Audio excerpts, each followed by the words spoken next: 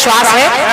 और अजय अनुरागी भैया जवाब की आवश्यकता नहीं है कहीं कुछ, बस क्योंकि आपका भी कार्यक्रम लगा है रात में, हमारा भी लगा है, तो बस थोड़े थोड़े में निपट जाए सब और अच्छी तरह से कार्यक्रम पूर्ण हो जाए।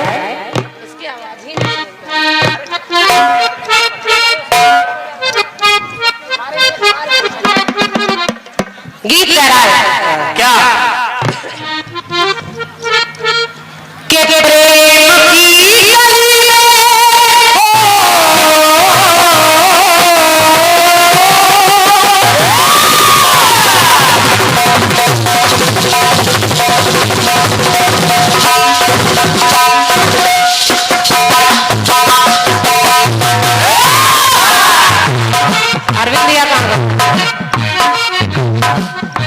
अरविंद भाई साहब अगर हैं तो इस खंड गीत को बैठकर सुनिए, मुझे अच्छा लगेगा।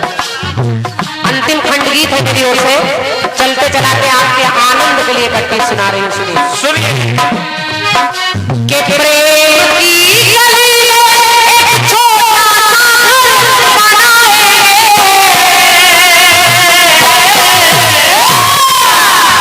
तो कलिया ना मिले ना कहीं काटे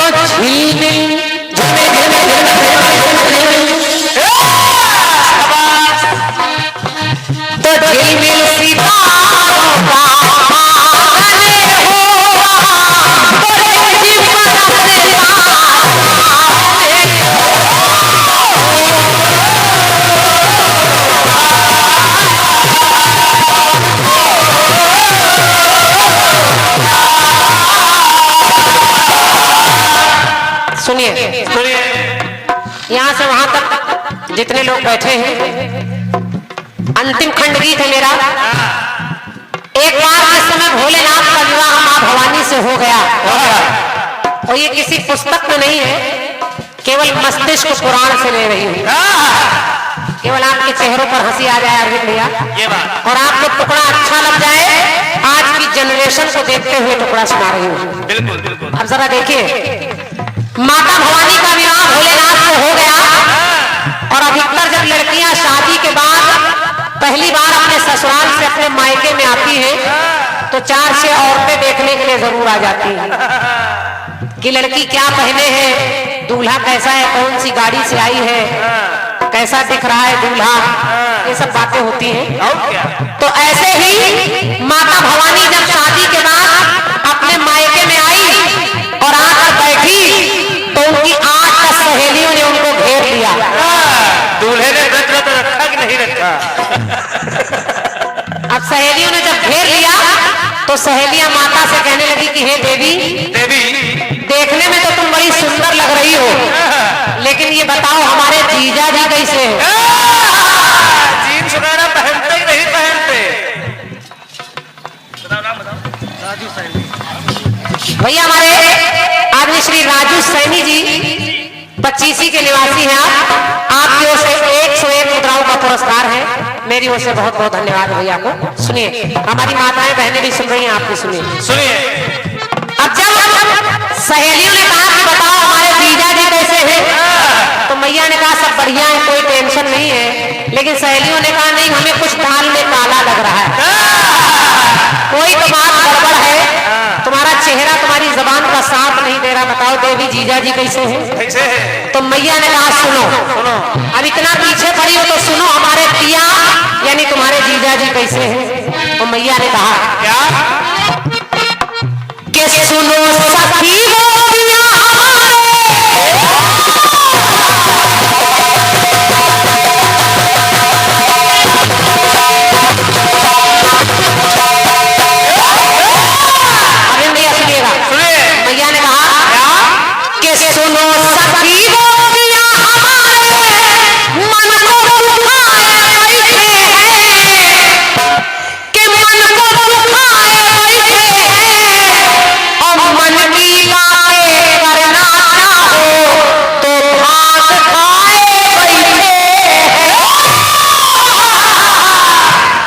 धन्यवाद।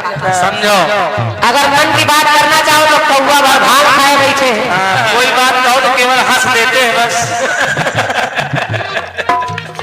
मन की बातें करना चाहो भाग खाए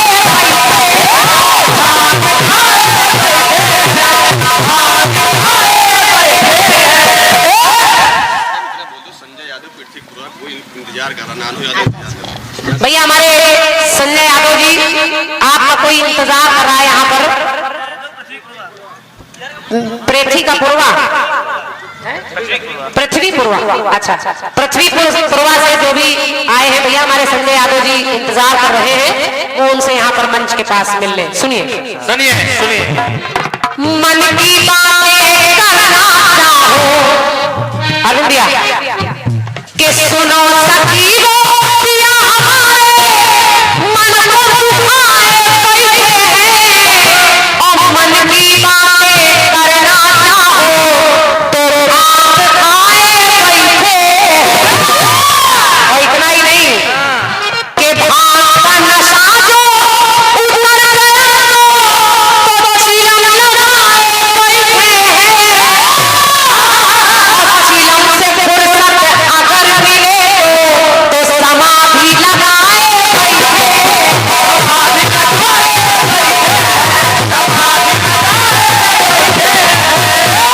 कि चिलम से फुर्सत अगर मिले तो समाधि लगाए बैठे।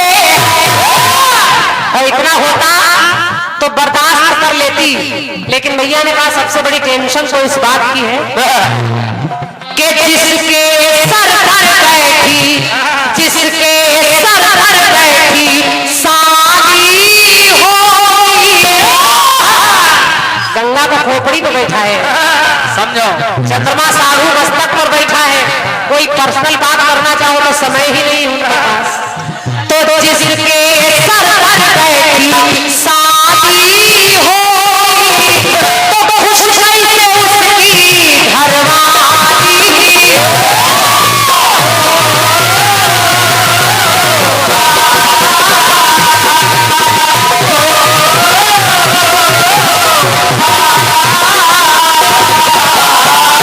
भैया ने कहा जिसकी झोली, लोग कहते भोले भंडारी है, काहे के भंडारी है, खुले में रहते हैं, कोई दरवाजा कुंडी मकान कुछ है ही नहीं, और रुपया पैसा मांगो तो झोला आगे बढ़ा देते हैं, और झोला में हाथ डालो तो रुपया पैसा नहीं निकलता, पतैया बरैया चबा लेती है।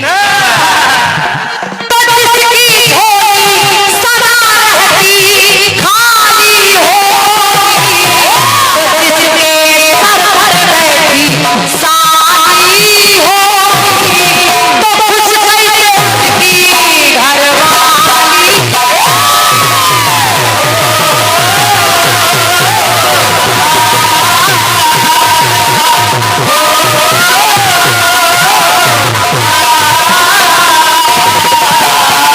और वैसे ही आप लोग ताली बजाकर कहिए बम बोलो बोलो बम बम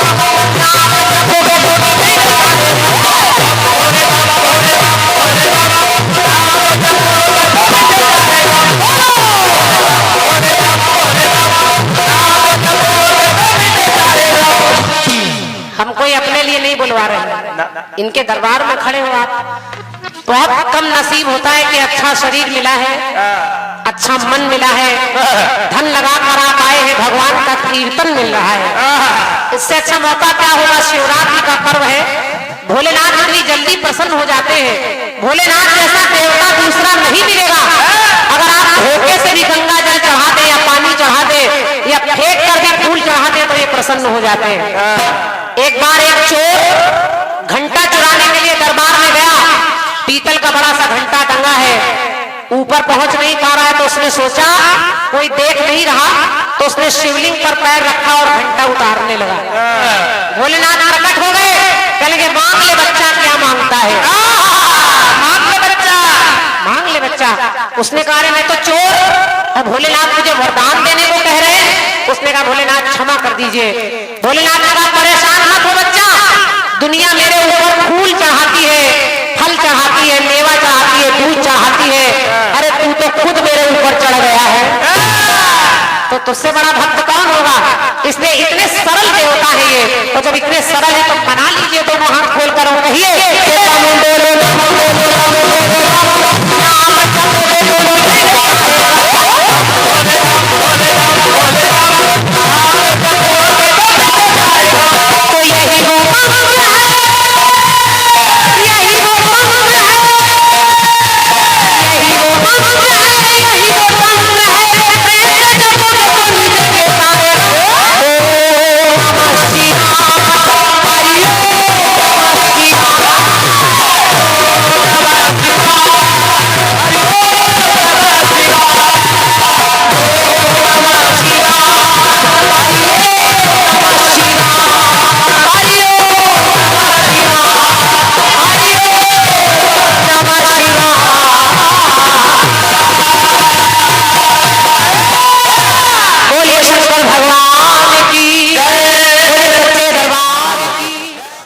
क्योंकि मुझे भी क्रांति जी के साथ जाना है। नहीं हम ना ले जाइए तुमका।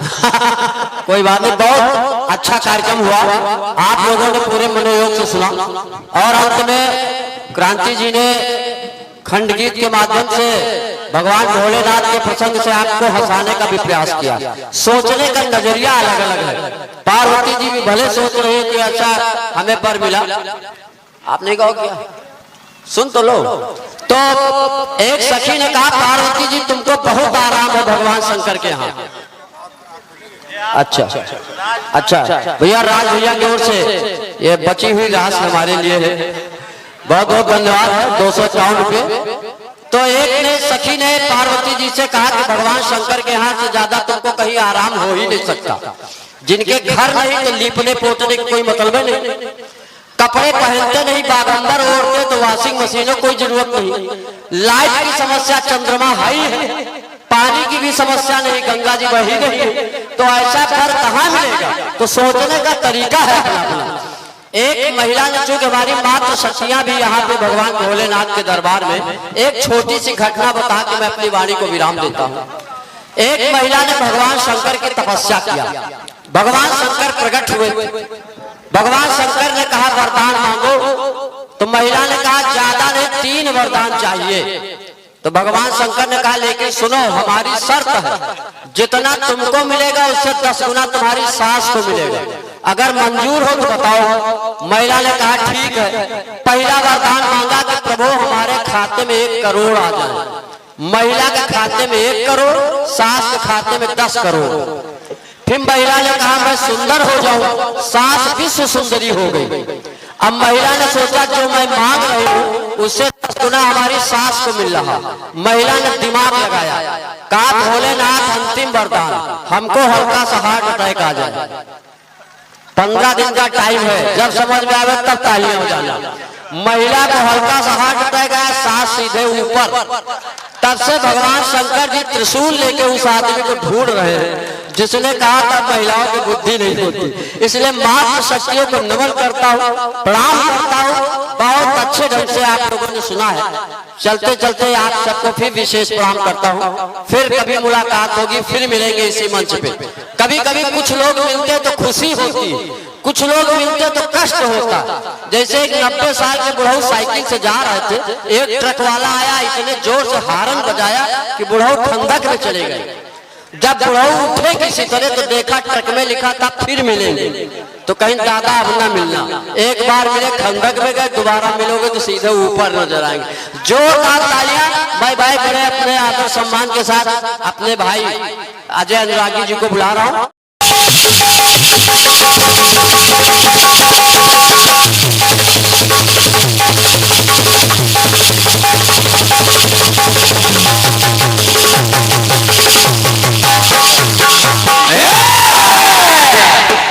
हेलो सुना कि आप लोगों ने बहन जी की तरफ से बहुत सुंदर सा प्रयास और सुंदर सा गीत भी आप लोगों ने उनके माध्यम से सुना है। और उन्होंने अपना कार्यक्रम, यहाँ का आज का अपना कार्यक्रम उसे समाप्त कर दिया है। किंतु कुछ शंकाओं के साथ।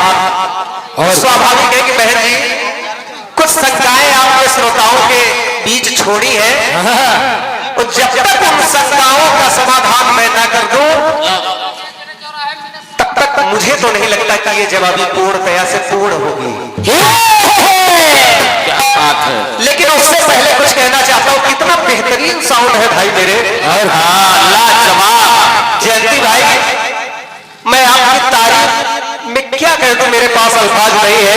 बहुत बेहतरीन साउंड आपका है, और ये मेरा सौभाग्य है कि आज आपके साउंड में गाने को मिला है। मैं चाहता हूँ साउंड भैया के लिए, साउंड वाले भैया के लिए जोरदार ताली आप लोग बजा दीजिए। क्या बात है।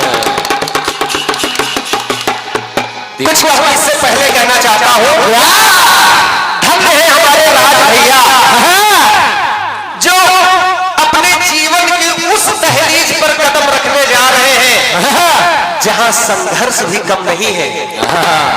क्योंकि जब तक व्यक्ति अकेला होता है तब तक उसे चंद्रशेखर आजाद समझो, लेकिन जहां उसका परिग्रहण संस्कार हो जाता है तो मेन जिम्मेदारियां, मेन जीवन तो वही चालू होता है।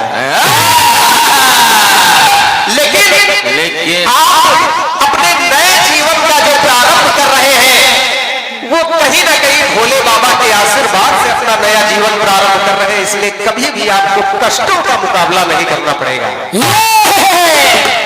क्या बात है। और बेवफा चौकीन आपकी तरफ से भी बार बार लगातार हम दोनों कलाकारों को पुरस्कार मिल रहा है। बस इसने आशीर्वाद की कमी मिली है तो मुझे तिवारी जी से, लेकिन उनका आशीर्वाद तो मिल ही रहा है, तो उससे बढ़कर मेरे लिए कुछ नहीं है।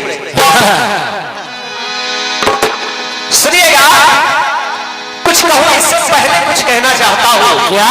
क्योंकि ये मनुष्य का जीवन है, अगर आज है तो अंत भी होगा।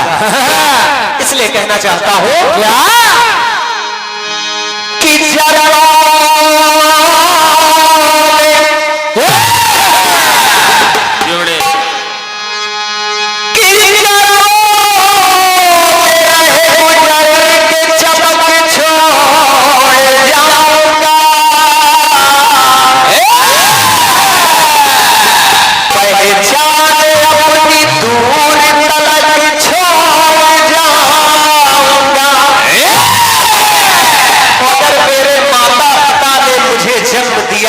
मेरी इच्छा है कि जरूर मैं गुजर के चमक छोड़ जाऊंगा, पहचान अपनी दूर तलक छोड़ जाऊंगा। खामोशियों की मौत गवारा नहीं मुझे, शीशा हो टूट कर भी खनक छोड़ जाऊंगा। बहन जी, मैंने आपके गीत का जवाब दिया था जब आपने बताया था राधा और कृष्ण के विषय में कि वो डार्क है, यानी दुल्हन दूल्हा डार्क है, दुल्हन व्हाइट है। आपने उसमें सारी बातें प्रस्तुत की और कह दिया कि मेरे खंड गीत में विरोधाभास चल रहा था। ठीक है, चल रहा था, और क्या, लेकिन शायद आप जवाब लिख नहीं रही थी, और क्या? अगर जवाब आपने लिखा होता तो ये बात कहने से पहले 100 बार आप सोचती, और क्या? मैंने विरोधाभास नहीं लगाया था। दूल्हा बलराम और दुल्हन रेवती, दूल्हा और दुल्हन विरोधाभास नहीं है। उसके बाद फिर मेरी पंक्ति कह रही थी कि 60 मतलब छोटा, अगर 60 दूल्हा है तो लाख दुल्हन, क्या विरोधाभास नहीं था? और क्या? उसके बाद मेरे खंड गीत में बराबर विरोधाभास चल रहा था, और आखिरी लाइन भी ये कह रही थी कि जूनियर दूल्हा सीनियर दुल्हन। ये सब जल्दी में हो जाता है, लेकिन पता नहीं क्यों आज हमसे जिरह कर रही है यार। और क्या? चलिए ठीक है, अब बहन है आप हमारी, कुछ कहना उचित नहीं है। बिल्कुल सही। गीत मैंने गाया कि अगर इस धरती पर कोई होता जो राम को राजा और मुझे भरत जी कह रहे मुझे वनवास लिख देता, ये बात सही। मैं मंच के माध्यम से कह रहा हूं, इसलिए कह रहा हूं क्योंकि मैं तुम्हारा भाई हूं। जवाब आपने बढ़िया दिया, इसमें कोई संदेह नहीं है, क्योंकि 3 अंतराओं का मेरा ये गीत है। 2 अंतरा मैंने गाई थी और तीसरी अंतरा इसी शब्द का फर्क है, आपके अपने शब्द हैं और मैंने जो तीसरी बात लिखी थी अपने गीत में उसका भाव यही था। लेकिन ठीक है, जवाब आपने बढ़िया दिया, मैंने स्वीकार भी कर लिया। लेकिन बहन जी आपकी एक पंक्ति है जो हमें ही नहीं यहाँ पर बैठे हुए जनमानस को भी झकझोर रही है। उसमें आपने एक पंक्ति जोड़ दी थी और उस पंक्ति के विषय में मैं आपसे कहना चाहूंगा। आपने कहा था कि अगर पंक्ति आपकी बोल रही थी कि अयोध्या का सत्यानाश न होता। आप लोगों ने सुना होगा जब उन्होंने कहा था कि अयोध्या का सत्यानाश न होता। मैं कहता हूं इस धरती पर कोई ऐसा पुरुष या ऐसा देवता प्रकट ही नहीं हुआ जिसने अयोध्या को सत्यानाश किया हो। अयोध्या का कोई सत्यानाश नहीं कर सकता, चाहे वो सुपर पावर ही क्यों ना हो, क्योंकि 7 पुरियों में अयोध्या की भी गणना है। बाकी ठीक है, ज्यादा कुछ कहने की आवश्यकता नहीं है। नीचे से छोटू भैया कह रहे थे, मैं अपनी ओर से नहीं कह रहा हूं, छोटू जो कोरस कर रहे हैं उन्होंने कहा यहाँ शिष्य की सेवा कर रहा हूं, मैं गुरु की सेवा करूंगा। लेकिन छोटू अभी आपकी सेवा पूरी नहीं हुई है, क्योंकि अभी हम तुम्हें घर ले जाएंगे और वहां से तुमको बरसीन कटाएंगे। चलिए, ये सब हंसी मजाक के लिए होता है। बातें बहुत है, तर्क बहुत है, मैं कुछ नहीं कहता हूं। आपने जो भी गाया अच्छा गाया, बहुत सुंदर है, सम्मान करता हूं, क्योंकि रचनाकार 5-10 मिनट में क्या कर सकता है 5 मिनट में कुछ। आइए, कुछ ना कहते हुए आपके ढंग गीत का जवाब में दे करके अपने गीत गाऊंगा। चलो गुरु सीधे चलो। 5 मिनट में इनाम बोल दो। ये देखिए कुछ तर्क है, इन्हीं पर आपने अपना दे दिया है। आदरणीय सर्वेश यादव जी अरवाज कमेटी से आप पधारे हैं, आपका व आपकी कमेटी का स्वागत है, यथोचित वंदन अभिनंदन है। आपकी तरफ से 51 पत्र मुद्राएं और विपुल यादव जी आप कमेटी से ही है, आपका भी स्वागत है, आपकी तरफ से भी 51 पत्र मुद्राएं हैं। कोशिश कर रहा हूं, शायद आप, क्योंकि इसी रायबरेली धरती का मैं भी हूं, तो प्रयास कर रहा हूं शायद कुछ बन जाए।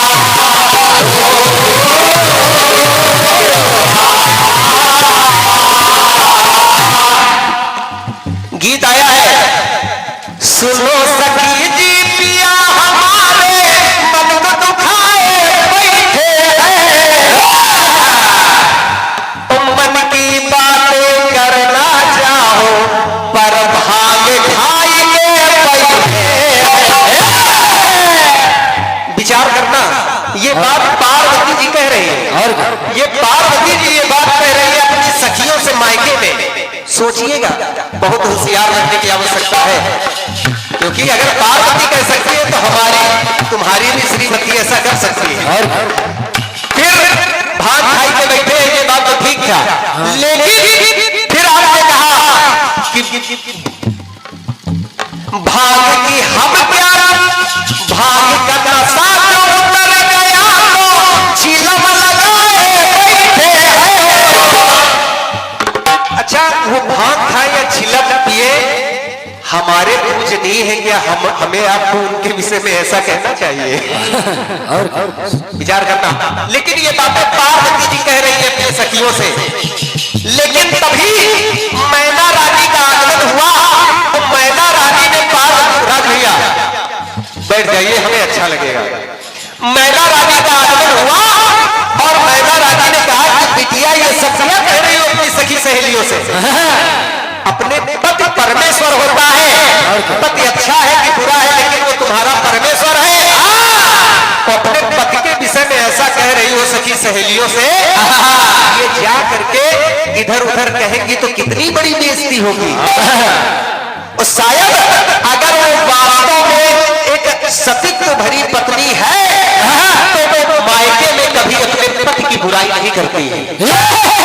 इसका कारण है कि 7 वचन, जब 7 कसमें खिलाई जाती है मंडप के नीचे, तो उसमें एक वचन ये भी होता है।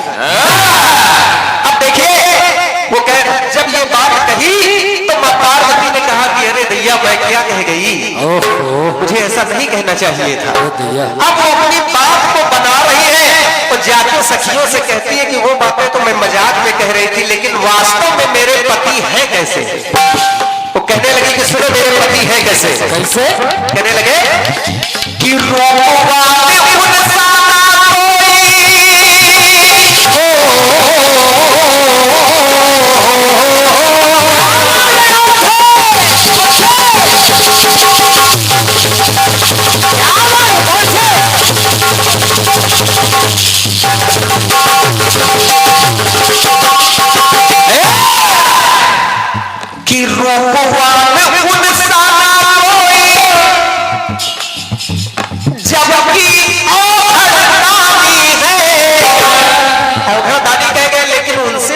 दूसरा है नहीं मेरे लिए।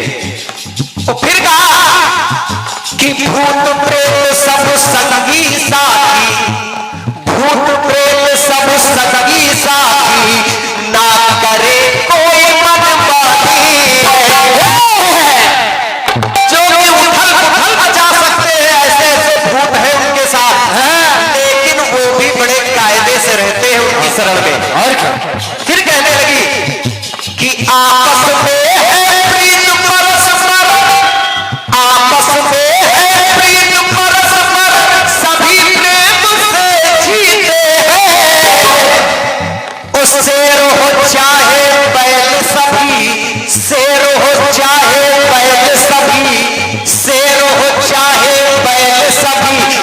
घाट का पानी पीते हैं।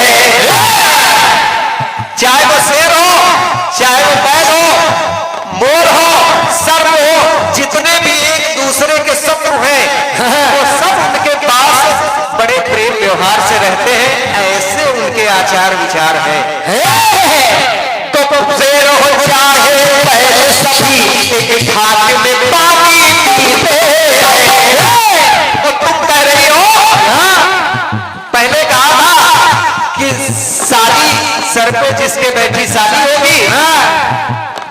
अच्छा, अगर शादी होगी तो वो तुम्हारी बहन भी, आदमी बहन जी, आपको ये कहना चाहिए था, अपनी बहन को समझाना चाहिए था कि जीजा के साथ ज्यादा लदल लदल नहीं ठीक है। और फिर वो कैसे भी वो विश्वास का रिश्ता अटूट होता है। तो कहने लगी भले सर पे बैठी उनके, भले सर पे बैठी उनके साली होगी, भले सर पे बैठी उनके साली होगी, लेकिन मुझे विश्वास है, इसलिए भले सर पे बैठी उनके साली होगी, दिल में सदा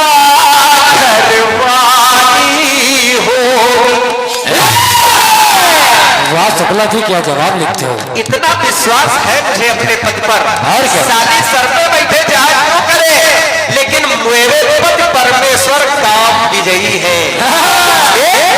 भले सर पे बैठी उनके साथी होगी, दिल में सदा घरवाली होगी।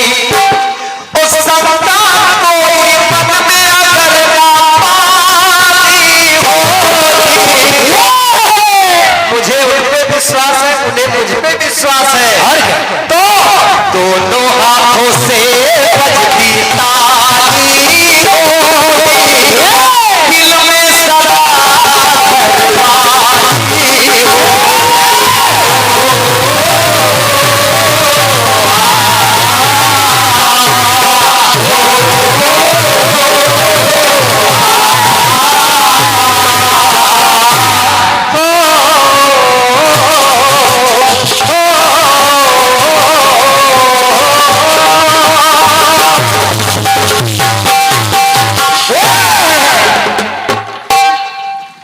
सुन लीजिएगा, मैं गीत नहीं गाता हूं क्योंकि आज मेरा कार्यक्रम मोहनलालगंज के और संदाना कानपुर रोड संदाना के आसपास लगा हुआ है।